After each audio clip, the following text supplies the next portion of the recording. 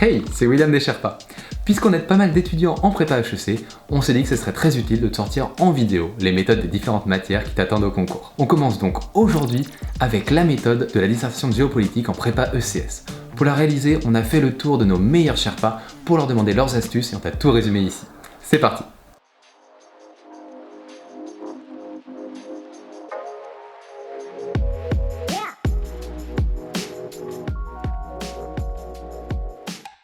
Avant de passer au cœur de la méthode, il y a 2-3 choses que tu dois savoir sur l'épreuve de Géopo. Primo, tu as seulement 10 minutes pour convaincre. Ton correcteur va lire ton croquis pendant 2-3 minutes, puis il passe à l'introduction pendant 1 minute, la conclut 1 minute, avant de passer en revue les 3-4 premières phrases de chacune de tes parties pendant 1 minute 30. Il lui reste alors seulement 2 à 3 minutes pour parcourir ta copie rapidement, pour être sûr de ne rien manquer et voir si quelque chose titille son intérêt. Il rébouille ensuite un chiffre sur 20, puis next. D'où vraiment l'importance de te différencier de la bonne manière si tu veux pas faire un flop. On y revient un peu plus tard d'ailleurs. Secondo, la carte n'est pas une épreuve de seconde zone. Même si elle pèse officiellement pour 1/4 du barème, la note qui t'est attribuée a un impact sur le ressenti du niveau d'ensemble de ta copie. Et tertio, les documents qui sont mis à ta disposition lors de l'épreuve sont avant tout une aide pour t'aider à t'orienter dans ta compréhension du sujet et t'alléger dans la remémoration de ton cours. Mais c'est bien à toi de problématiser et de construire le fil directeur de ta copie. Bon, maintenant que les présentations sont faites, on passe aux choses sérieuses. L'épreuve de géopolitique se décompose en fait en 3 grandes phases. La phase de conception, pendant environ 50 minutes, la phase de croquis pendant 40 minutes, puis la phase de rédaction aux alentours de 2h30. Commençons par la première, à savoir la phase de conception. D'abord, tu as la découverte du sujet et des mots-clés qui doit prendre environ 5 minutes. Ne gribouille pas direct dès que tu reçois ta copie. Prends le temps de bien lire l'intitulé du sujet en identifiant les notions et les concepts clés. Tu réduis d'autant tes chances de faire un hors-sujet ou de passer à côté de la complexité du sujet à cause de l'ambivalence de certains termes. Ensuite, pose-toi 3 questions, environ 5 minutes aussi pour cette étape. Grand 1, pourquoi ce sujet? Le sujet ne tombe pas au hasard. Que teste-t-il? Quel chapitre? Pourquoi cette question sous cette forme? Quel est le piège? Que cherche-t-on à évaluer? Ensuite, quelle est l'actu du sujet? Les sujets de concours sont bien souvent liés à une actualité de l'année qui est aussi un sujet de fond des 10 dernières années. De quoi s'agit-il? Et enfin, quelle est la réponse au sujet? La troisième étape, maintenant que c'est fait, essaie de déterminer ta problématique, puis utilise la méthode de la phrase à grand-mère pour construire ton plan. Ici, c'est plutôt 10-15 minutes en termes de timing. Revenons déjà aux fondamentaux. La problématique, c'est un rôle très simple qui est de mettre en évidence les problèmes du sujet qui t'est posé. Et je préfère te le répéter, celle-ci c'est vraiment le cœur de ta dissertation, puisque c'est autour d'elle que va se construire l'ensemble de ta copie. Comment on trouve une bonne problématique? 1. Commence par définir les termes clés de façon exhaustive sur ton brouillon. 2. Définis les limites temporelles et géographiques. Et enfin, formule ta problématique en montrant les tensions qui sont soulevées par le sujet. Si t'es pas très inspiré d'ailleurs, l'expression dans quelle mesure est bien pratique pour commencer une problématique. Pour ça, tu reprends grosso modo l'intitulé de ton sujet et puis tu y rajoutes dans quelle mesure. Si on prend un exemple sur un sujet comme l'Amérique, l'Europe et les enjeux géopolitiques et économiques du pétrole du début du XXe siècle aux années 1980, tu peux avoir comme problématique dans quelle mesure la transformation du marché du pétrole illustre-t-elle l'évolution des enjeux économiques et géopolitiques de l'Amérique et de l'Europe dans le monde. Passons maintenant à la méthode de la phrase à grand-mère. Tous les sujets de concours sont en fait des questions de géopo finalement pas si compliquées que ta grand-mère pourrait te poser, mais qui amènent des réponses géopolitiques complexes. Mais puisque c'est ta mamie qui pose la question, tu dois essayer de formuler une réponse synthétique qui reste compréhensible pour elle, et cela sans occulter la complexité du sujet. Bref, tu vois que la phrase à grand-mère c'est donc une phrase très longue qui répond au sujet divisée en 3 sous-phrases. Chaque sous-phrase est en fait une idée directrice, une partie, qui sera elle-même ensuite sous-divisée par de nombreuses autres idées que seront tes arguments. Prenons un exemple. Si on reprend notre problématique de tout à l'heure, on pourrait avoir comme sous-phrase 1 comme partie 1, au début du XXe siècle, le marché du pétrole est un enjeu géopolitique en raison de la prépondérance des compagnies pétrolières américaines et européennes dans la production et l'exploitation de ces ressources naturelles. Ta sous-phrase 2, donc ta partie 2, pourrait être ici: pourtant, on sait que le pétrole est facilement devenu un enjeu économique majeur, à la fois en tant que ressource énergétique et matière première pour de nombreux secteurs industriels à partir des fonds russes. Et enfin, ta sous-phrase 3 et donc ta partie 3 pourrait être: enfin, on voit une nouvelle ligne géopolitique et économique se dessiner à compter des années 70 avec la hausse du prix du pétrole décidée par les pays européens. Ceci rabat l'égard à la production et l'utilisation du pétrole dans le monde. Comme tu peux le voir ici, je me suis vraiment efforcé d'avoir des implications successives entre mes parties.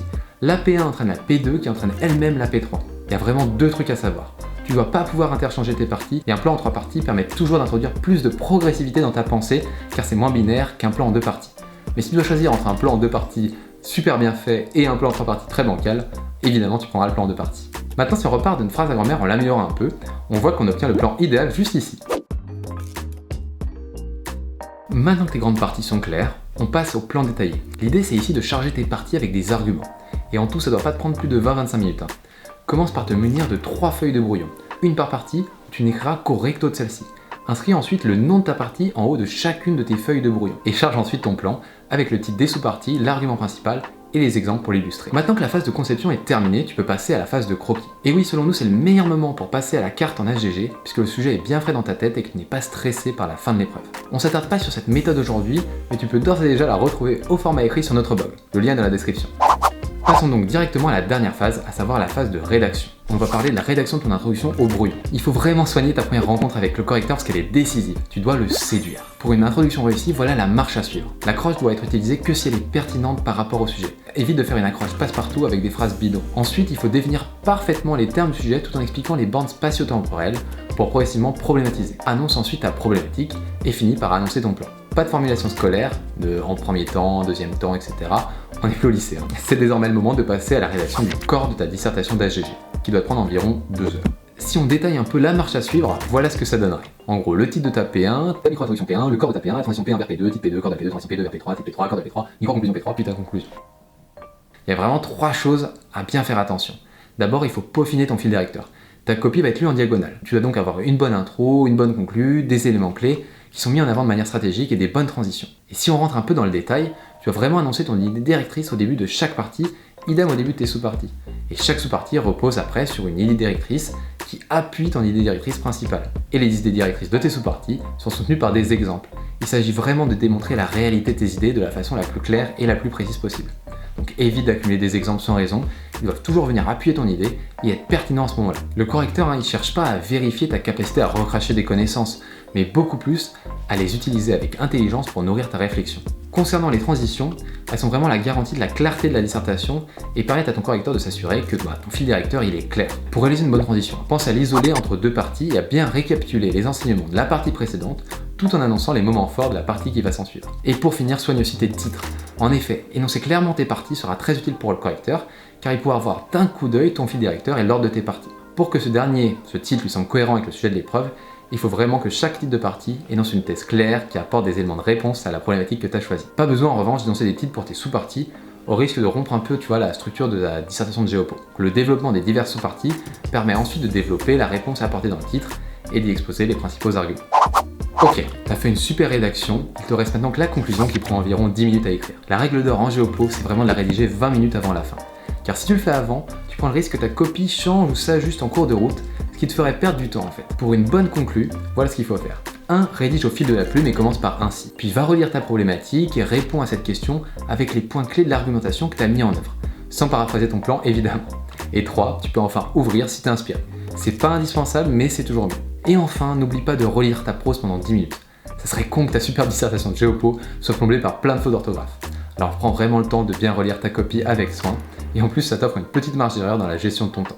Petit bonus avant de se quitter d'ailleurs, voilà le timing pour l'épreuve de géopolitique ESCP qui dure 4 heures. D'ailleurs, toutes les périodes de temps que je t'ai indiquées te sont données à titre indicatif. Adapte-le à ta situation. Par exemple, l'analyse et la construction du plan peuvent prendre plus ou moins de temps selon la complexité du sujet.